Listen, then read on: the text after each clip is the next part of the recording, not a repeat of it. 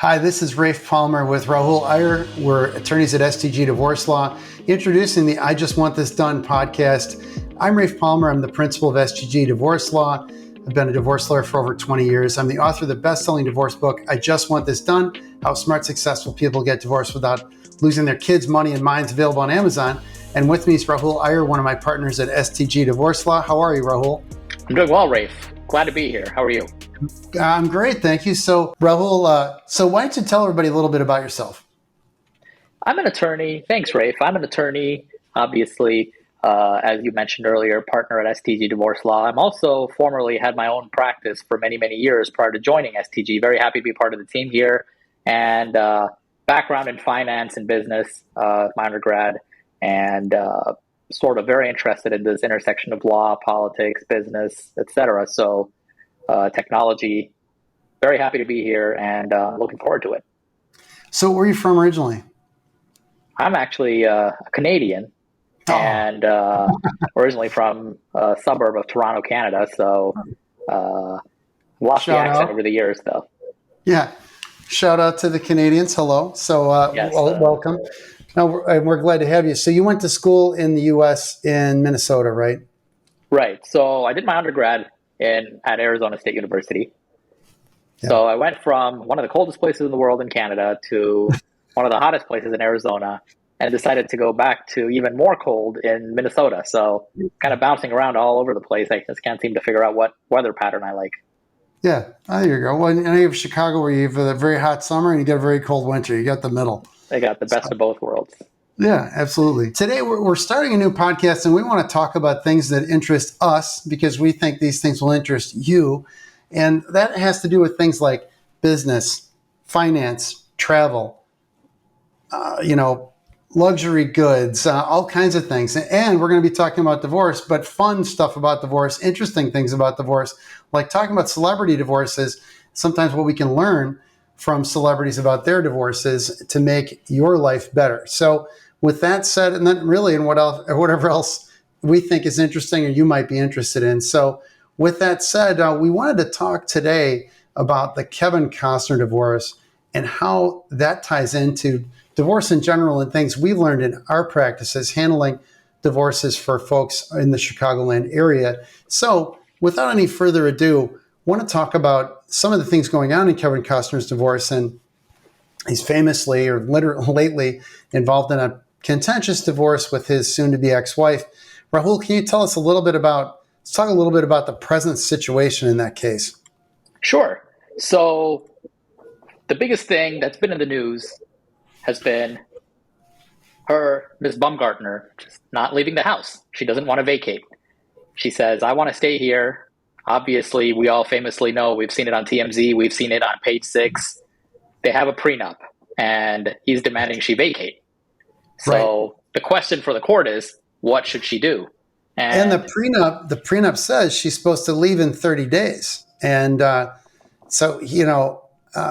she's supposed to move out of the house in 30 days. The house, by the way, is like $100 and some million estate.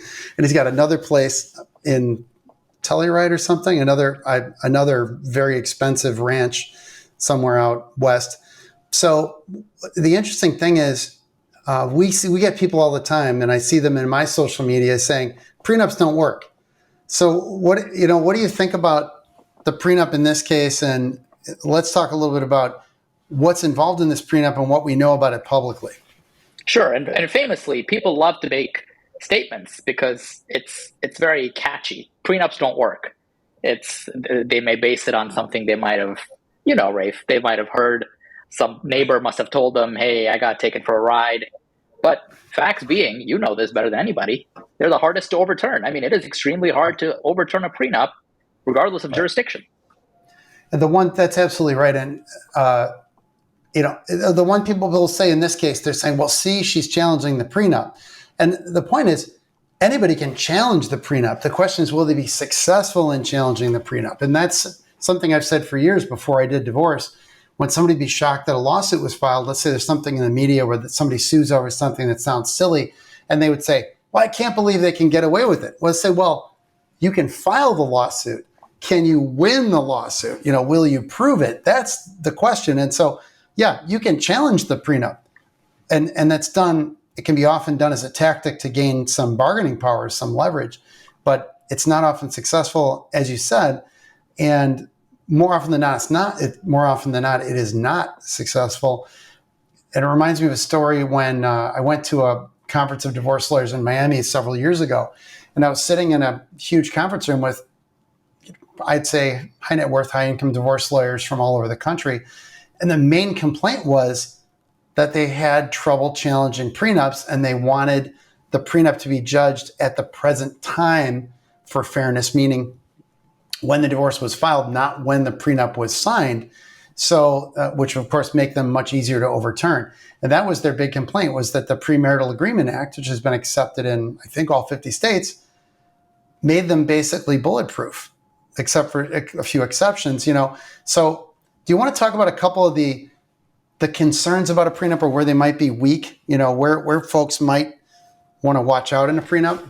Yeah, absolutely. One big thing, one big red flag that immediately comes to mind is, can you agree or can you sign a prenup when you don't know what the other person has? So disclosure, biggest elephant in the room. I can't agree to waiving what you have or any future rights or whatever other deal you or I might make if I don't know what you have. So disclosure is a big, big thing that can stop a prenup from being enforced, that a court can sort of sink its teeth into. Courts typically can only do what the law gives them power to do. So they're often looking for ways to either get out of a situation or something to latch onto to say, this is what I'm going to use. So if you don't disclose, or if you don't have an adequate or a fair disclosure or reasonable disclosure of assets and liabilities, that's your biggest, or one of the biggest points you can use to say, this prenup's no good. Yeah, and that's where I always tell potential clients who talk to us, I say, your Uncle Bob, who's a lawyer, real estate lawyer, will say, well, I'll do a prenup for you for $500. But the piece of paper isn't the point. You can get one from, one of these websites. For some of them, you get ChatGPT to probably write one for you that is very basic. But I don't recommend that, by the way. but you could get something online that would at least maybe do the basic job of saying that your premarital property is yours and the other person's is theirs. By the way, I had a client hire us recently to fix a prenup from one of those online services that was garbage. And one of the things they don't tell you is the disclosures. And that exact issue is the problem. Full disclosure of the finances and documenting the disclosure is really important, like you're mentioning. And, so that's a big issue. And that's something we always talk to our clients about, is make sure you fully disclose income, expenses, especially income, assets, and liabilities, like you said, so that people are upfront about what they're trading away or what they're protecting from the other person. And they can't say later, well, I didn't know I was signing away X million dollars. So what else is a typical concern in a prenup, like a big ticket item that makes these things, one of the kryptonites, one of the weak spots? Another big kryptonite or a weak spot is, or possible, would be timing. Did someone have a gun to your head? Right. Or a figurative, metaphorical gun to your head the day before your marriage saying, sign this or we're not getting married. You have tons of family planning to come visit you. You have all your wedding venues. You have all the caterers. You got all the invites are out. You're about to get married. And now, if you don't sign this, everything is gone. You'll be ridiculed. You'll feel like it. You'll be shamed. And so timing is very important. There's no hard, set, fast rule about when or how far apart you should sign, but eve of a wedding, probably not a good idea. I guess just to clarify, it's really like undue duress, because prenups that are signed a few days before the marriage might be entirely legit and might be bulletproof. The whole thing has to do with the timing's one element, but an undue duress is the thing. Was the person under some undue pressure? And it has to be serious and not more than just, we'll call off the wedding if you don't sign. It's got to be something serious and something that, like you said, judges are rule followers and they need something to hang their hats on to get excited. If you're going to prove undue duress, it has to be something serious. And so one of the reasons we advise people talk to us as soon as possible and as early as possible is to avoid the undue duress argument that you're pointing out. And the thing you're talking about, which is not, you don't want the added burden of having to waste a bunch of money on the venue if things don't work out, if you don't work out an agreement. You don't want to blow up the wedding 2 months ahead when everybody's bought non-refundable airline tickets to a destination wedding. So the sooner you can work it out, the better. I'm glad you clarified. That's exactly right, because you could be negotiating a prenup for 6 months, 8 months, and sign it the day before. Totally okay, like you said, possibly bulletproof. You don't want to spring it on someone the day before. Right. Yeah, that's absolutely not the time to do it. And we've actually turned down clients who have come in 5, 6, 7 days before a wedding and said, will you write up even a week or two before? And they said, will you do a prenup for me? We can't do a good job in that amount of time. We're not going to take the risk and give somebody a document that we can't stand behind. So I would be suspicious of a lawyer who would say, oh, sure, I'll whip it up for you a couple days before the wedding. I mean, you're taking a big risk. So, but let's talk. We kind of got a little bit into the weeds on prenups, but it's useful as a backdrop for the Costner case. And the Costner case is interesting, not just because he's Kevin Costner, but it points up so many sort of interesting bits and pieces of divorce cases and how these things shake out and work out. And then how people make assumptions about things they don't know about, like what I'm reading about in the press about this case, acting like Carrie is her first name, that she's winning when that might not be how it shakes out in the long run. So let's talk. I'm looking at our doc. She's got to vacate the residence soon. That is showing that the judge is putting some credence in the prenup, right? Because what happens in a normal divorce? Let's talk about what we know in our Chicagoland divorce practice. Can somebody kick someone out of a house during a divorce case? Yeah, absolutely. And it happens very frequently. There are a lot of different reasons without getting too much into the weeds. You absolutely can request that one party move out or vacate the residence. It's called having exclusive possession.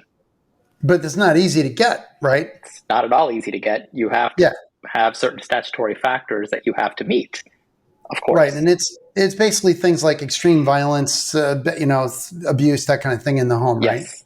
So I guess I'm talking about in the generic sense, it's been our experience, working in these cases, that if you just want somebody to move out, good luck. The court's not going to do that till the end of the case.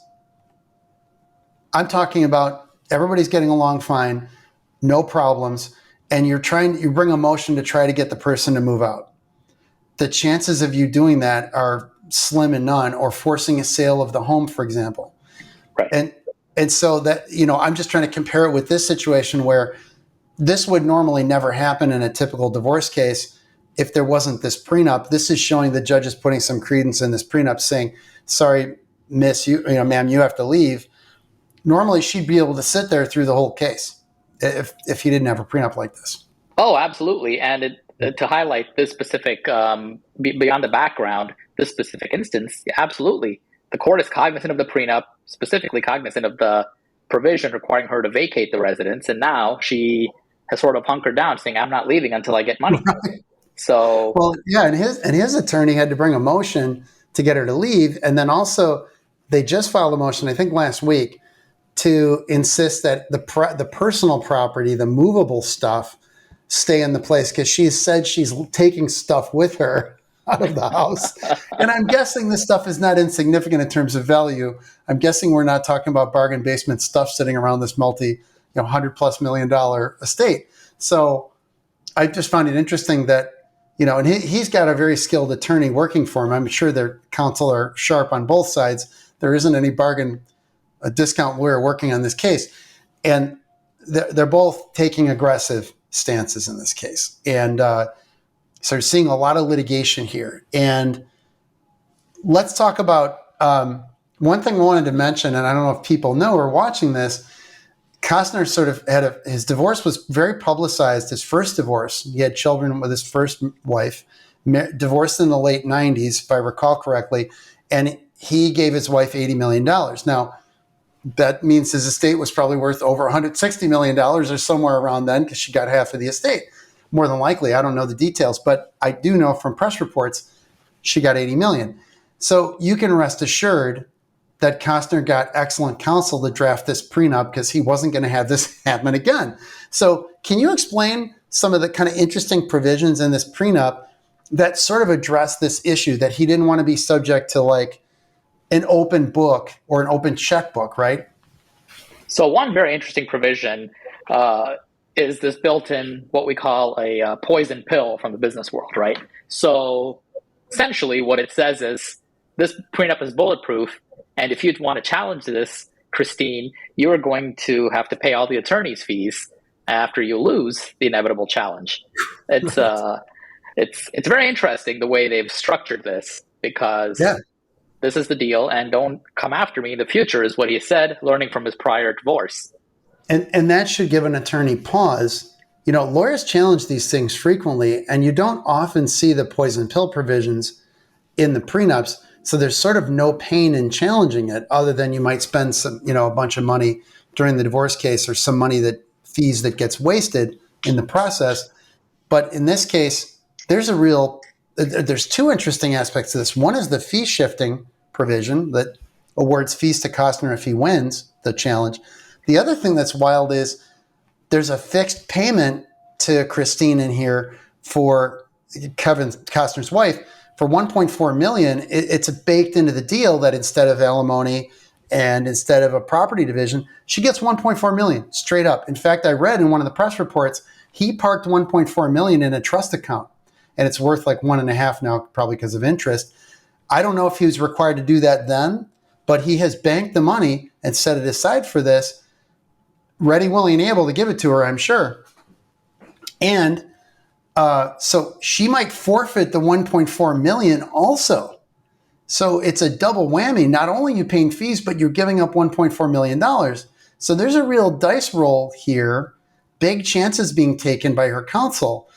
Maybe they're super confident. Maybe there's something they know that we don't know.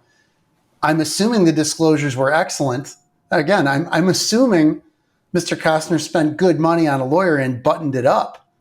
I'm guessing he didn't get the quickie online document.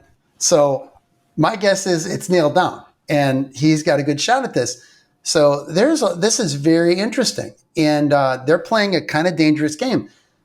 What's kind of interesting is tying this into the child support, and I'd like to talk about that a little bit, because people are freaking out over the child support numbers that are being thrown around here in the court's temporary child support order. Can you talk about that a little bit? Because it's really interesting, and it also helps us kind of understand, in our context, in Illinois, we have statutory guideline support, and then courts can deviate from that and go above it. Let's talk a little bit about that, if you could.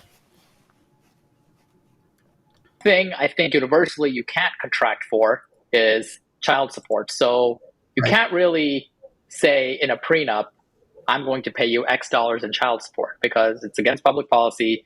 You might not know how many kids you're going to have, what kind of needs they may have, so on and so forth. So can't do it. So and you can't do custody and visitation in a prenup. No kid related stuff, right?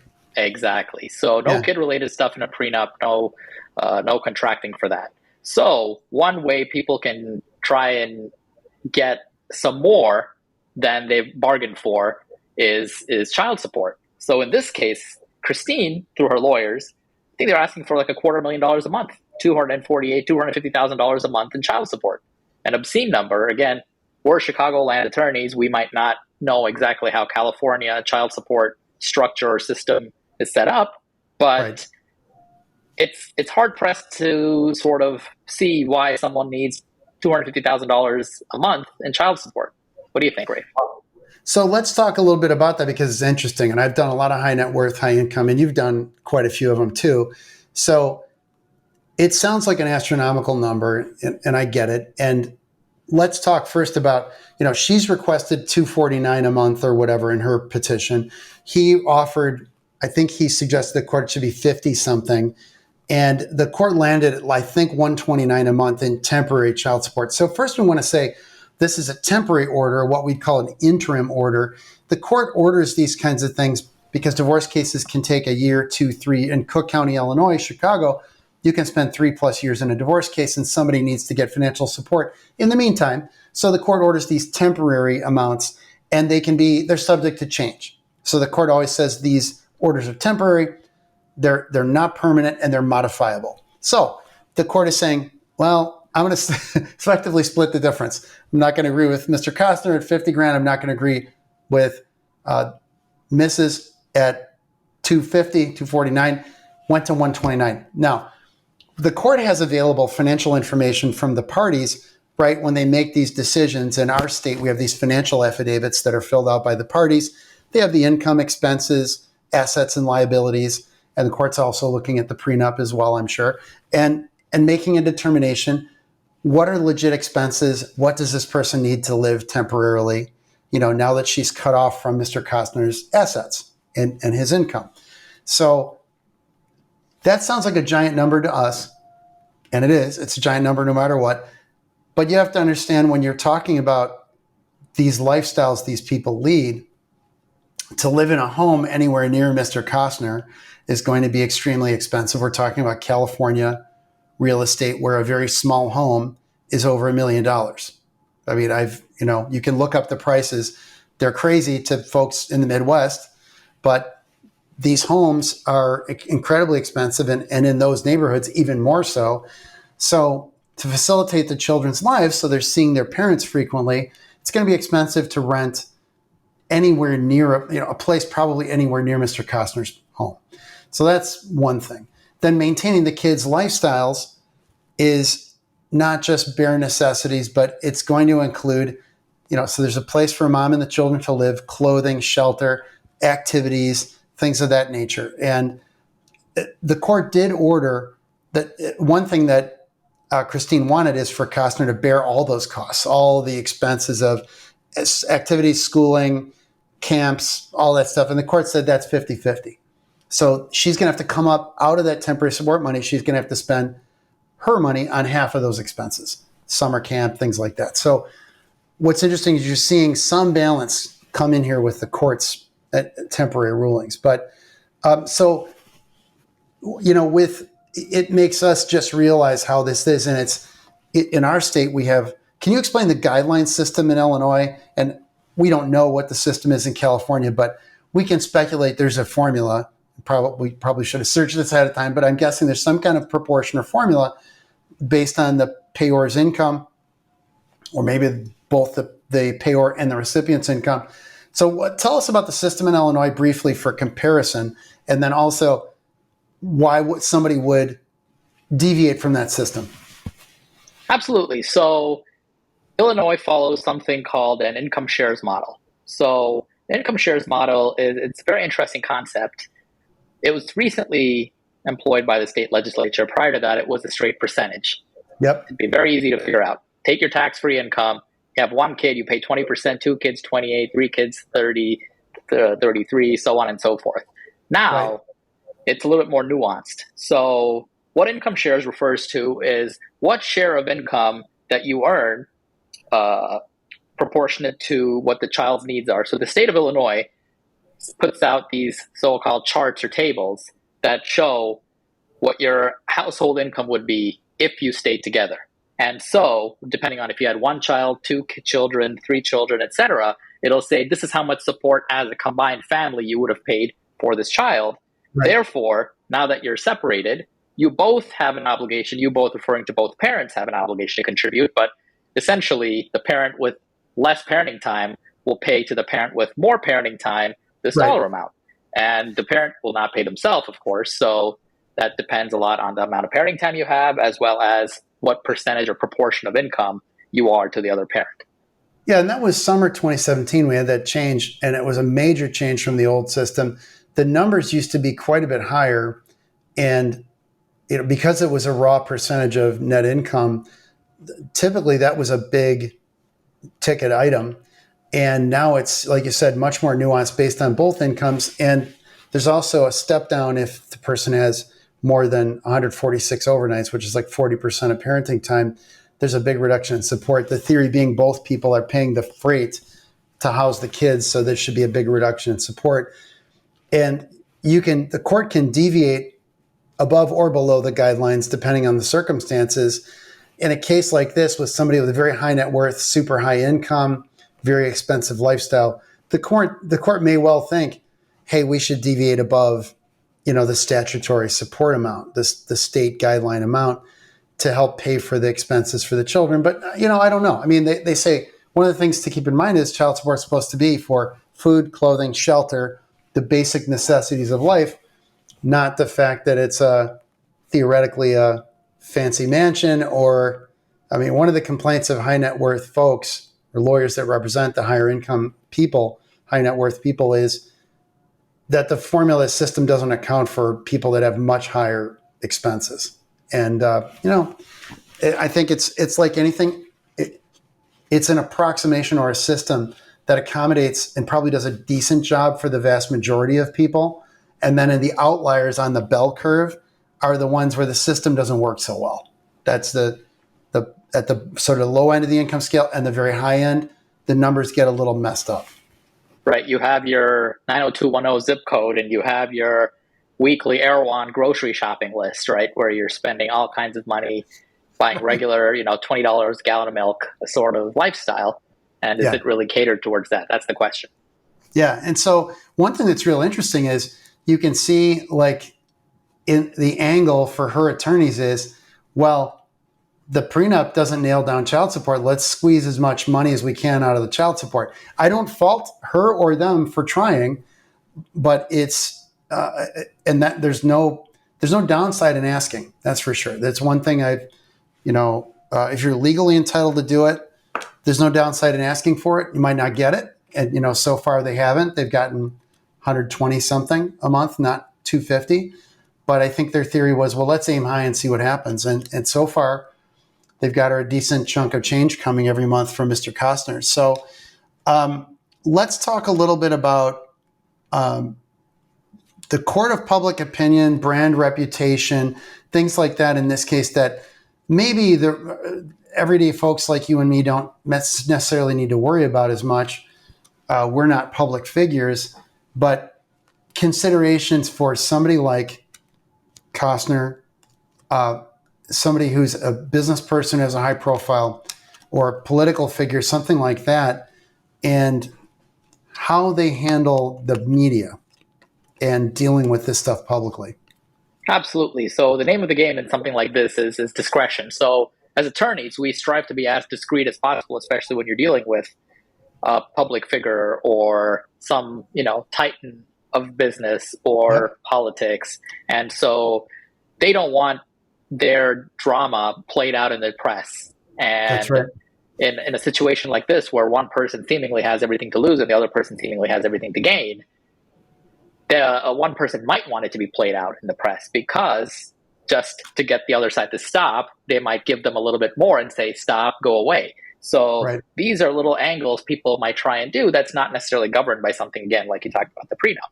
It's can we vilify one person against the media, and that may then affect their reputation, their identity, if they're getting brand deals, or depending on what profession they're in, is it going to affect them getting additional, like Costner? Will it affect him getting deals or movies?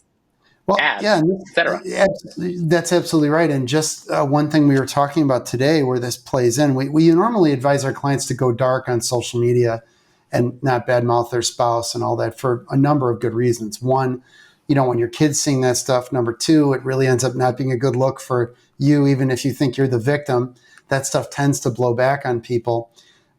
Three, if you're going to reconcile, and reconciliations happen. I just had a client reconcile with his wife after many months of an ongoing divorce case.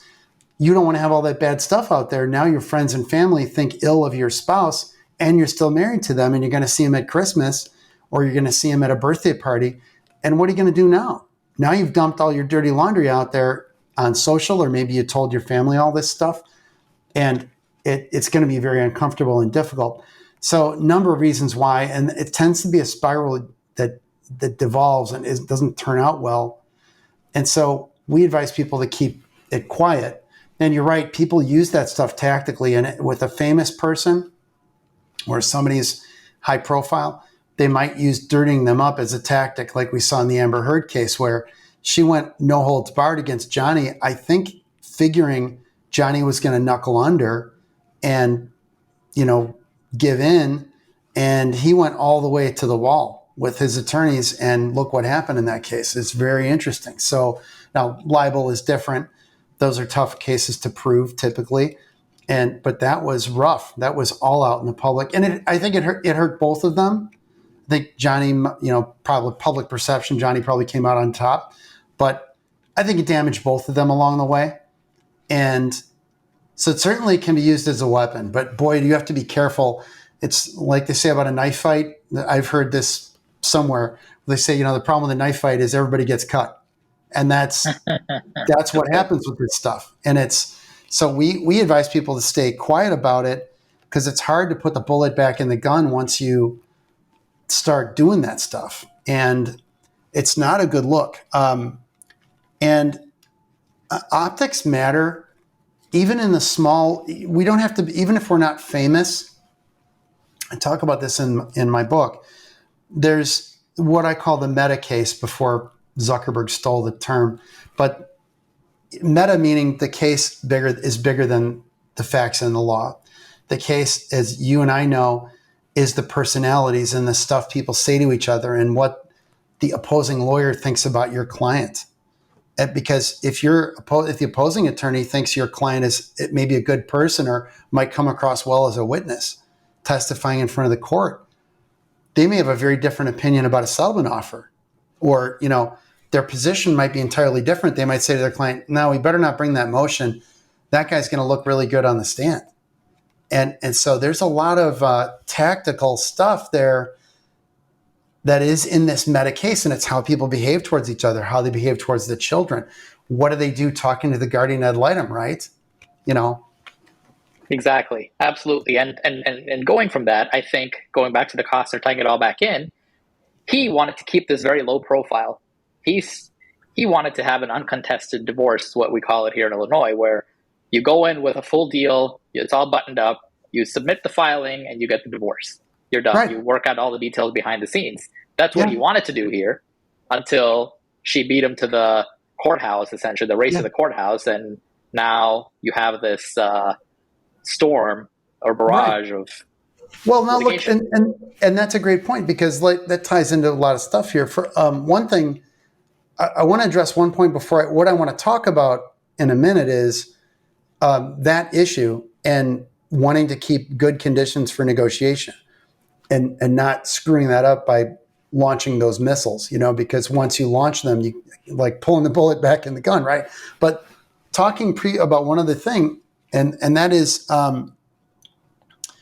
with optics and all that, with respect to the settling a case, if you've dirtied the person up and you damage them publicly, and this is where Johnny Depp's thing is relevant, even though it's not a divorce, his damages were, hey, I lost these movie deals because you dirtied up my name. I lost these movie deals and you got to pay me.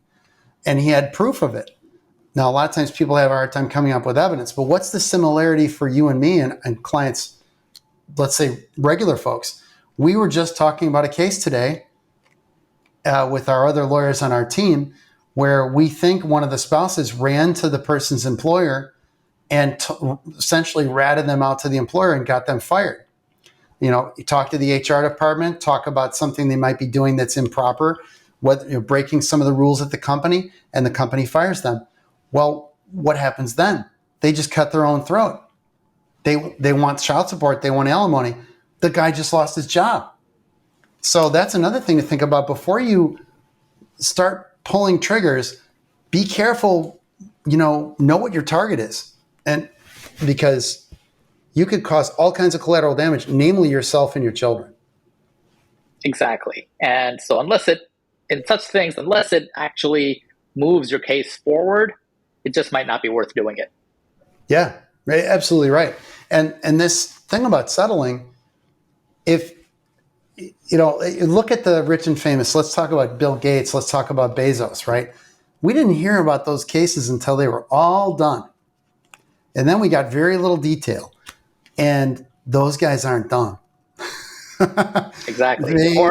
Yeah, What were you going to say? to say, or even more recently, Tom Brady. No one heard anything. Yep.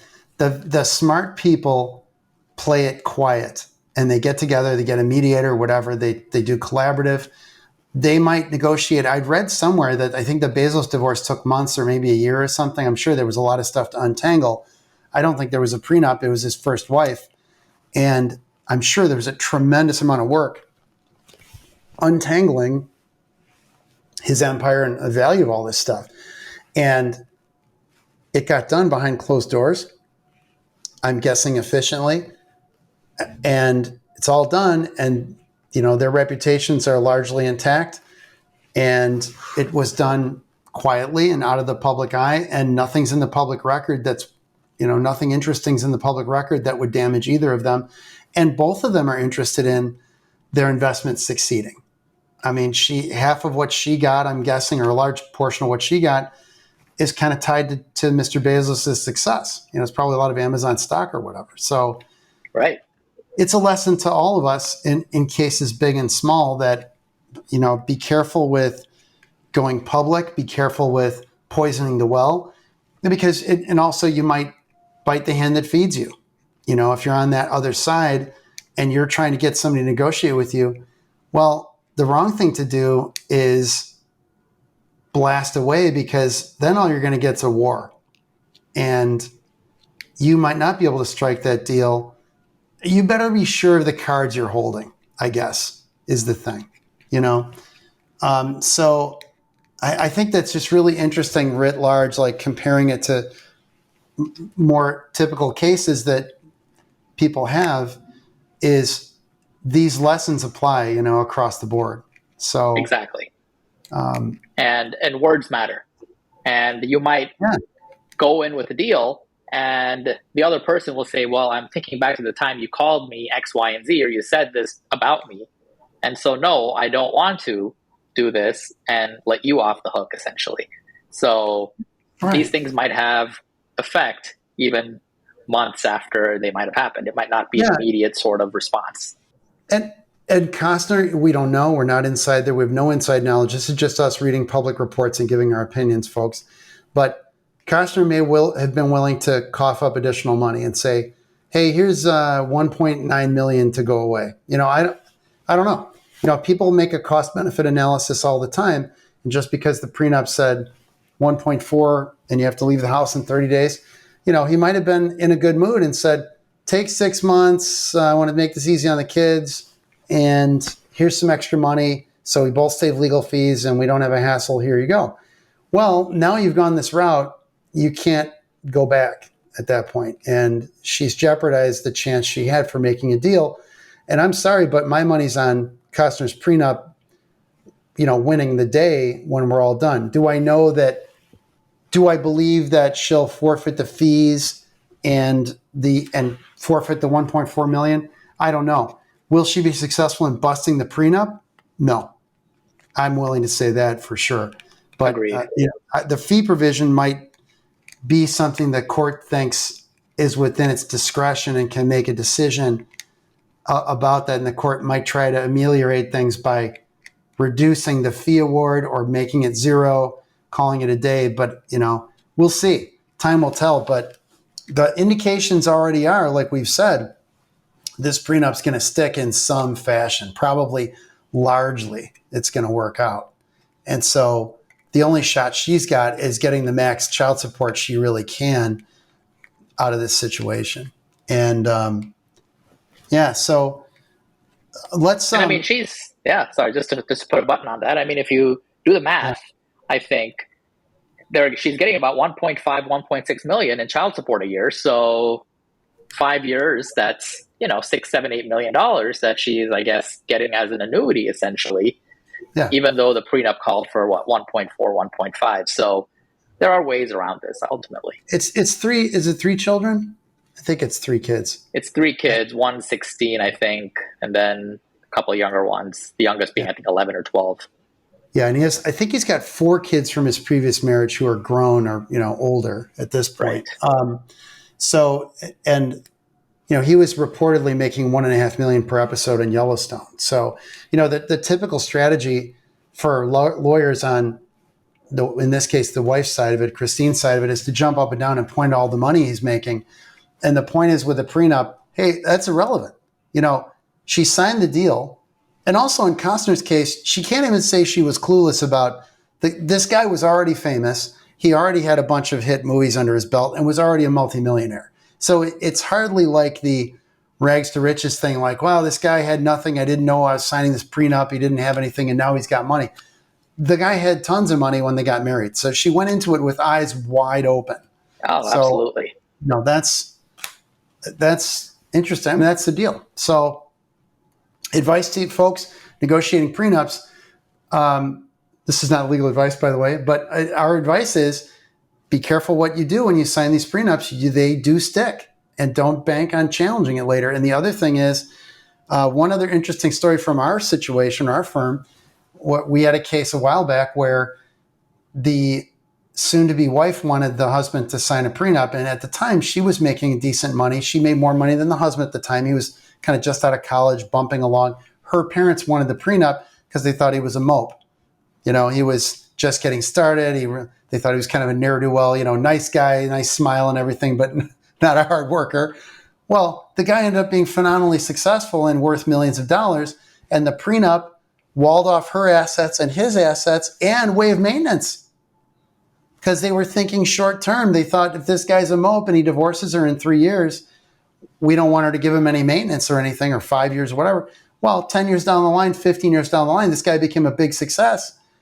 And now she wants me, she's upset that there's no maintenance provision. She's the one that wanted the maintenance waiver. So a couple of pieces of advice. Anything's possible when you're younger. You don't know what's going to happen. Be careful. These prenups can bite you in the rear end. And if you've got assets, if you've got stuff to protect, absolutely get a prenup before you get married. I mean, we advise them for everybody. I mean, if you're just starting out with somebody, okay, maybe you just take your chances and you're okay with that. And you've got nothing, okay, maybe that's okay to build it together. But prenups still do things like control who pays for legal fees. And there are many other aspects of prenups that you might find attractive that are part of the selling points of them, right? Exactly. And it's not just to screw one person out of something else. You could have a prenup to essentially say, in the event we don't work out, we don't want a long protracted divorce, this is how we're going to divide everything we have. You can literally say in your prenup, we're going to split everything we have 50-50 and go our separate ways. Yeah. No problem.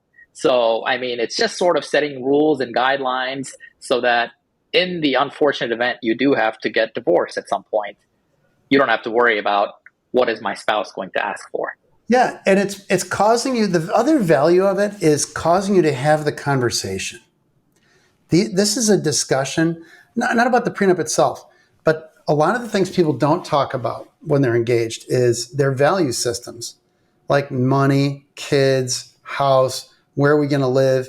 And the prenup sort of drives those conversations. So it can have some value in terms of having you each have a deep dive into discussing what your values are, because you'll find out real fast when you talk about a prenup what people think about the marriage long term and their thoughts and dreams and all that stuff. And so it can be part of a larger conversation. And so one of the pieces of advice we always give is have this discussion early, which I think we touched on earlier. And people say, well, when's the ideal time?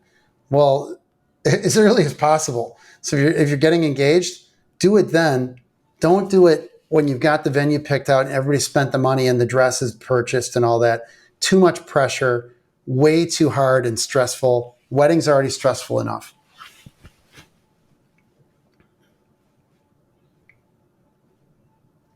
Absolutely. Couldn't say better. I mean, ultimately, prenups and wills, estate planning, very important. Two things people don't want to talk about because they're just not fun topics to talk about. Yeah. So let's talk about something different. We'll get off the prenup Costner thing. I want to talk a little bit about one of the interesting developments lately is artificial intelligence, ChatGPT. People are talking about it, and we're interested in it. And let's talk about a little bit about AI and application to the law, but also a little bit in general. So can you explain a little bit let's talk a little bit about what it is, and then we'll both bounce around our ideas about what it means for the business, law business and then I guess business in general? Absolutely. So ChatGPT is sort of famous, has become famous overnight, essentially. A year ago, no one could have told you what AI was or how far along you would have had AI. Of course, I mean, it hasn't been developed overnight. People knew, people do know, but the sort of cultural phenomena that has now become is definitely very interesting and has a lot of applications. It's a large language model that you can ask a computer to, for lack of a better word, give you an answer to something or perform a task or help provide advice or write or really anything you can think of, it can probably do or Yeah. pretend to do. And that's the problem. The pretending. It might not know the answer, but it's very convincing. Yeah, and basically, if you think of for folks that don't maybe know about how these really work, it seems like a magic black box you type stuff into and get answers. It's basically if you imagine stuffing a tremendous amount of information into a computer, basically gobbling up. Think about all the encyclopedias, all the books, all the web pages. It's not all, but it's a large portion of web pages, code from computer code websites, contracts from public databases. They've stuffed a tremendous amount of information from the internet into this model, and then they basically teach this piece of software is essentially instructed on how to weigh these things so that it can come up with answers. First, it can understand natural language questions, and it can answer those things with natural English language and other languages. And it's not just software. They use human trainers to help the software improve. So the secret sauce about AI is it's sort of the 20-year overnight success. It's taken a long time and a lot of money for these models to become viable to the point where they can be released in a public forum where they can actually do people good and not be so riddled with errors and mistakes that they're garbage. So you've got Claude AI is one of the models out there. There's ChatGPT. There's a few out there and some open source ones. And we've been using it in our business to help us with different things and not doing legal work though. And let's talk a little bit about the limitations for legal, because famously there's a big blow up lately where a lawyer used ChatGPT to do his homework. So basically, what happened was a lawyer in a federal court case, looks like the lawyer needed case research to essentially, they were doing some case research for one of their briefs to take one of their legal positions, and they used ChatGPT to generate case research, thinking it was kind of like Google. When you search Google, Google will bring up actual cases. They might not be the best cases. They might not be perfectly right, but Google more often than not will come up with actual case law that you can then search further on a legal research database or on a state court database to make sure it's correct. And more likely than not, Google's pulling up an actual web page published by a court or by another service provider, and it's giving you the actual cases. Now, the answers might not be perfect and everything, but you'll get a real case with a real case name and a citation. I think this person thought that ChatGPT worked like that, but GPT famously does what's called hallucinations. And what it does is, if you imagine, the one good way to think of a large language model is it's like a Cuisinart with data. So people shove in think about books and web pages and everything into a chopper. It chops all that stuff up, and it sort of learns about the relationships between that information. And it works sort of like when you have predictive text, when you're writing a text or an email in Gmail, for example, it'll guess the next few words. A large language model just is doing that on a grand scale.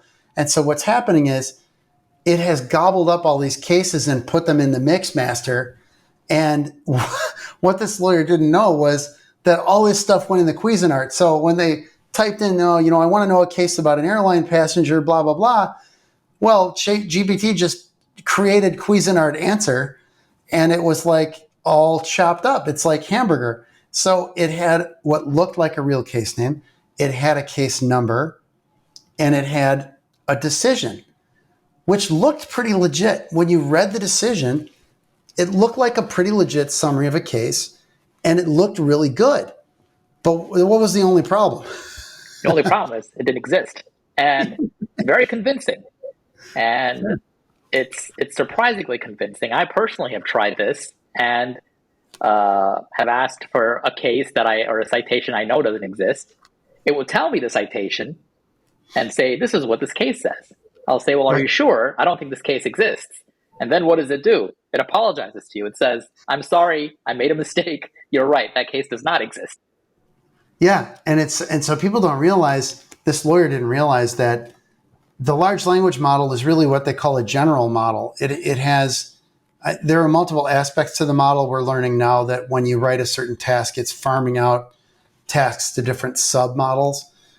If you imagine like multiple computers, it's really not like this, but if you're doing a mathematics task, it's going in one direction. If you're doing an English language thing, it's going somewhere else. But this thing is basically trained on general intelligence and sort of general knowledge. So it's really good. For example, I've used it a lot for marketing and as an idea generator. So if I ask it, for example, to come up with 10 topics for blog posts for divorce lawyers, it comes up with 10 pretty good ideas. And if I ask it for more, it'll come up with 5 more pretty good ones.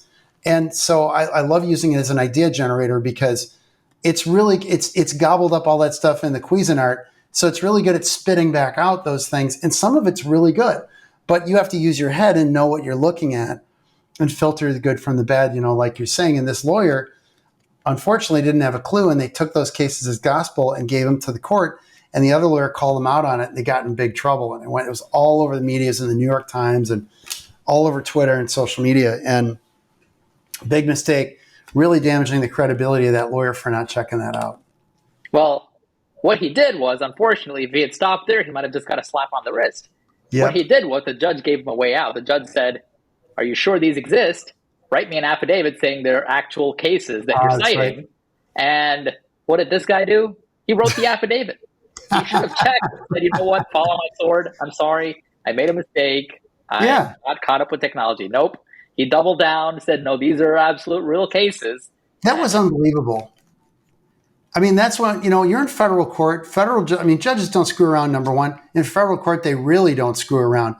And when opposing counsel calls you out and you got to write an affidavit about your research, you better damn well check dot your I's and cross your T's. And if you made a mistake, you got to front it, because that guy was humiliated basically in public. That was broadcast all over the place. I think that court does live broadcasts. And I heard that thing the guy talking was online live. Super embarrassing and probably super damaging to that guy's business. And it's like, so it's a word of caution to lawyers. Be careful with these models. They're not ready for prime time. They're good for some stuff. They're really good for drafting, like giving you a rough draft of a blog post when you crank. Also, it's a garbage in, garbage out. If you put some good quality prompts in, then ChatGPT can hang its hat on the things you tell it to do, and it gives you much better quality answers. The more specific you are, the better it is at retrieving stuff out of the pile of information that's in there. So there's so much potential for legal, and we're already seeing AI tools baked into different aspects of legal software. And Lexis, Westlaw, these legal research platforms are baking AI in, and we're starting to see an app we work with, Doc Equity, which is awesome. They're incorporating AI, and we're excited about that. We're working with those guys. That tool's got a potential to save us tremendous work generating documents for divorce clients. So they're already using it in the personal injury space, which is cool to see. So we're only going to see a proliferation of these tools, and they will get better. What they're basically going to do is create custom models for legal that will know the legal rules, so they won't spit out garbage. They'll spit out correct case law. Exactly. And we hope that the courts sort of evolve with these trends, because right now, what the sort of result of this attorney's sort of ridicule is that courts now want us to submit, oftentimes, affidavits saying we did not use ChatGPT or any large language model when preparing and submitting briefs. For that very specific reason. Which is ridiculous, because it conflicts with Rule 11 in federal court and Rule 137 in Illinois. Basically says you're already vouching for the quality of the content as a lawyer. When you sign off, you're saying it's good faith law, or you're advancing a good faith position to modify existing law, right? So it's perfectly acceptable. We're already covering those bases by signing a pleading as it is. It's such a classic knee-jerk reaction by a judge saying, oh, I want you to also sign a piece of paper that says GPT didn't do my homework. Well, in my opinion, it's no different than having a law clerk write the pleading for you, or a paralegal, or a junior associate, and you're signing it. Well, you better review it and make sure it's right, right? Right. What does it matter who wrote it? It's my work, ultimately, right. Is my position. I think we'll see that drop away. But yeah, I saw that online. I thought that was funny, of these judges with the, you need to sign a document saying it wasn't drafted with ChatGPT, blah, blah, blah. Like, it's ridiculous. Like, the tech is going to provide a quantum leap in efficiency for lawyers and save clients a lot of money ultimately, and provide a better product. So, ultimately it's going to benefit clients, in the long run, and accelerate administration of justice, because it'll make all this stuff faster. That's it for the pod. I'm Raif Palmer, and this is Rahul Iyer. Like, share, subscribe, follow us on Apple Podcasts, Spotify, and wherever great podcasts are hosted. Remember to check out my book on Amazon.com. I Just Want This Done: How Smart, Successful People Get Divorced Without Losing Your Kids' Money and Minds. Best-selling on Amazon. Rated one of the best divorce books of all time by Book Authority. And follow me at Rayford Palmer on Instagram, Facebook, Twitter, and TikTok. And Rahul, tell us about your social media. Absolutely. Feel free to follow me at Chicago Divorce, and both on Instagram and TikTok. Thank you, Rayford Palmer, Rahul Iyer. Thanks a lot for listening.